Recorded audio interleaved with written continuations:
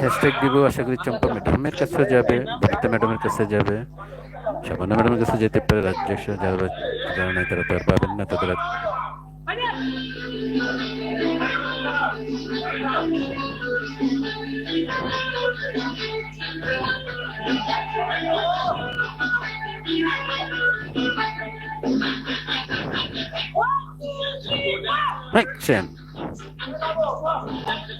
বুঝছি, এবার অভিনয় করে সব শিক্ষা লেছি।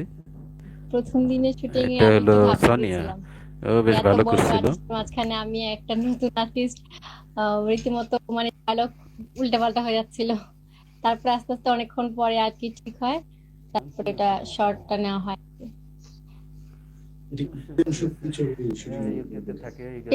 ছবি শুটিং কথা বলছি আমি। আর মাস্টারনাল শুটিং এর সময় অতটা ঘাবড়েনি, কারণ যদিও বড় বড় আর্টিস্ট ছিল সবাই, তারপর মানে আমাকে অনেক বুঝিয়ে টুঝিয়ে দুটাতেই বুঝিয়েছে। তো ওটাতে একটু মানে কান্নাকাটি রোল ছিল, একটু কষ্ট হয়েছে কান্নাকাটি করতে। আর ওটাতে ছিল প্রাণচঞ্চল, প্রথম শুটিং দুটাতে, একটাতে পুরো কান্নাকাটি, ওটাতে কষ্ট হয়েছে একটু। আর এতে প্রাণচঞ্চলটা অনেক একটু কষ্ট হয়েছে, দুটো প্রথম প্রথম একটু অসুবিধা হতো, আনইজি ফিল করতাম। আমি আগে বিজ্ঞাপনে মডেল ছিলাম, ওখান থেকে আর কি আমার মডেলিং ফার্ম থেকে আমার একটা ছবি নিয়ে আসে একজন, ওরা জায়গা থেকে দেখায়, উনি ওখান থেকে আমাকে ডাকে ওনার বাসায়। তারপর ওখানে আমার ভিডিও হয়, তারপর দিন স্টিল ছবি তোলা হয়, তারপর দিন উনি কন্টাক্ট করে নেয় আর কি। ওই থেকেই ওনার ছবিতে আমি কাজ করার মানে সুযোগ পাই। আমি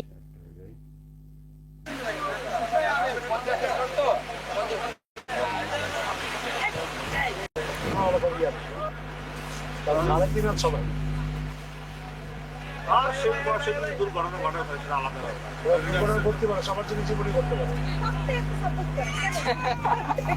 আরে এটা ঘটতে পারে না, এটা ঘটতে পারে না। আরে এটা কোনো এটা ঘটতে পারে না, আমার জীবনে ঘটতে পারে, শেষ বয়সে আমার জীবনে ঘটতে পারে।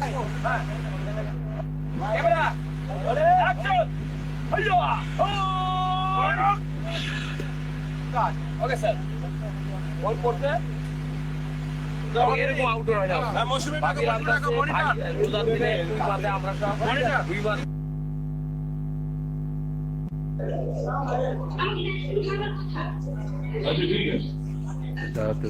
চম্পা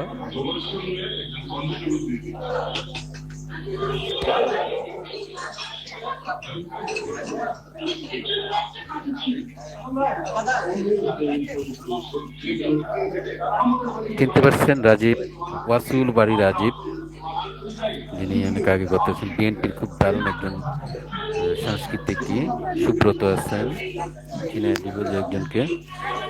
ওয়াসুল বাড়ি রাজীব, চম্পা, রুনা লালা নাকি পাশে? রুনা লালাই তো, হ্যাঁ।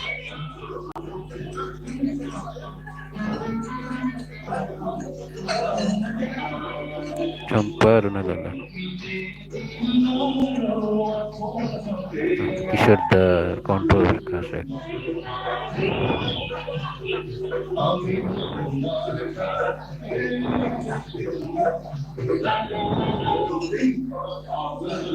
গানটা খুব হিট আছে, এবার কপিরাইট বেশি আসলে, অনেকগুলো আসলে আবার পুরো ভিডিও ব্লক হয়ে যাবে, তাই আমি কিছু মিউজিকই করি। তো রুনালালাকে দেখতে পাচ্ছি, চম্পাকে দেখতে পেলাম মনে হয় আমাদের ওয়াসুর বাড়ি রাজীব প্রয়াত, উনি প্রথম যখন এই যে বিএনপি নাকি কতবার যেত তখন একদম বিটিভিতে গিয়ে উনি অ্যানাউন্স করছিল, আমরা সেই মুহূর্তটা মনে আছে খুব। এই যে বাবুল আহমেদ রাজীব, বিএনপির সাংস্কৃতিক তো হাতে কোনো কয়জনই ছিল, আর বাকি সব তো যা একটু একটু পছন্দ করতে সব আমি লিখে গেছি, দলঝঞ্ঝন্টু সব যা আছে। চম্পা, ববিতা অতটা দেখা যায় নাই, চম্পা একটু এসে পড়ছে, নিয়ে হোক। মান্না ভাই এটা তো ভালো জানি না, উনি প্রতিবাদ করতো, হাসিনার আমল দেখে গেছে তো প্রতিবাদ করছে। রাজীব, আসর ভাই রাজীবকে সাথে কে চিনলাম না, এই শিল্পীটাও চিনলাম না। আচ্ছা দেখি, আফরোজা বানু, হ্যাঁ চিনছি, ইনি আফরোজা বানু, মিজু আহমেদ, রাজীব।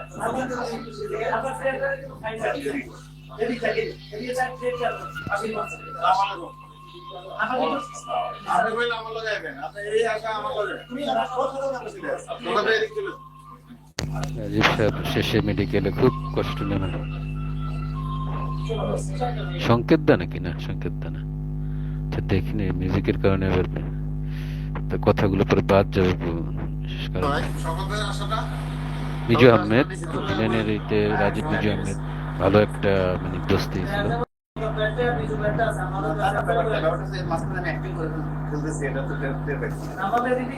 নায়ক সালমান খান, সালমান শাহ রাজীবকে বাবা বলে ডাকতেন, আমরা অনেক সাক্ষাৎকারে শুনছি।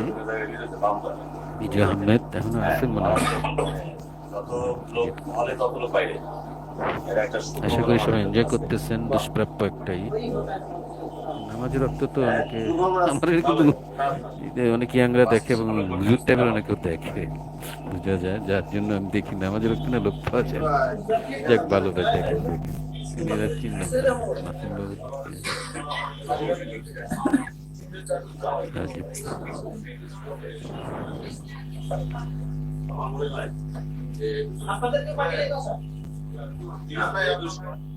সম্মানিত সাংবাদিক ভাইরা, সম্মানিত পরিচালক শোকা জামিল সাহেব, আকবর সাহেব, আজকে একটা দুষ্প্রাপ্য ভিডিও। মূলত আমরা এখানে উপস্থিত হয়েছি, এটা আমাদের ট্রেডিশন বলতে পারেন। আমরা ছবি শেষ করে এর আগেও আমরা সাংবাদিক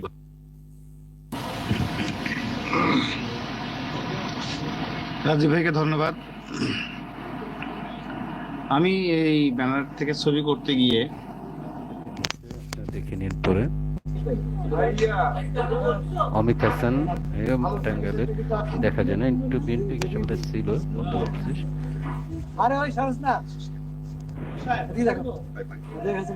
কে যেন মৌসুমি নাকি?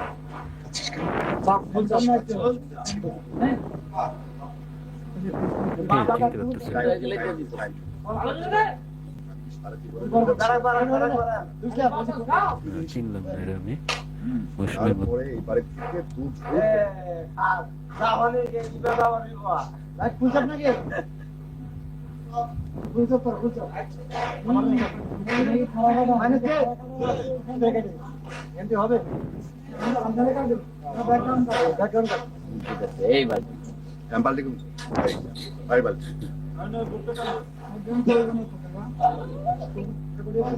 বান্টি আর বালতি একই।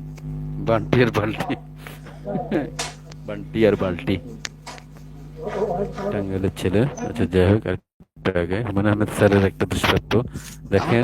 শোনা যাচ্ছে? জি স্যার, শোনা যাচ্ছে স্যার। সাউন্ডে তো শিখে গেলেন না স্যার, তাওলা তোলা করে। উপস্থিত হয়ে আমি একটা বড় যে ভুল করেছি, ছবির ভুল করেছেন, ইয়ে করে ভুল না, লিখে দিয়েছে একটি যারা করছেন একটা ভুল। আমাকে এখন জনে জনে বলতে হচ্ছে কেন এটি অর্থহীন ছবি। এখানে হলে ঢোকার আগ মুহূর্ত পর্যন্ত 6 থেকে 7 জনকে ইন্টারভিউ, প্রত্যেকে বলতে হচ্ছে আমাকে, আমাকে এক্সপ্লেন করতে হচ্ছে ছবি কেন। তোমার বেলা তো বন্ধ, আমার বেলা বন্ধ হয়ে যাচ্ছে কেন? আমি একটু সোজা করে কথা বলছিলাম। আমি প্রথমত খুবই নার্ভাস। বিশেষ কারণে না করলে শব্দটা শুরু করছে না। সব মিলিয়ে আমি একটু বিব্রত অবস্থায় আছি। যেহেতু ছবি টেলপে বলা হয়েছে একটি অর্থহীন ছবি, কাজেই নতুন যে বক্তৃতা দেওয়াটা অর্থহীন, আমি এই বক্তৃতা দিতে যাচ্ছি না। আচ্ছা, আমার জিজ্ঞেস করে যে এখানে আমরা কিছু শিখতে পারবো কিনা। আমি আপনাদের সবাইকে খুবই বিনয়ের সঙ্গে জানাচ্ছি, এখানে শিক্ষামূলক কোনো বিষয় নেই। এই ছবি থেকে কেউ ইংরেজি শিক্ষা পাবেন আমি এটি মনে করি। হাসি অনেক রকম আছে। রবীন্দ্রনাথের কথা থেকে বলি, রবীন্দ্রনাথ বলেছেন, কাহারও হাসি ছুরির মতো কাটে, কাহারও হাসি অশ্রু জলের মতো।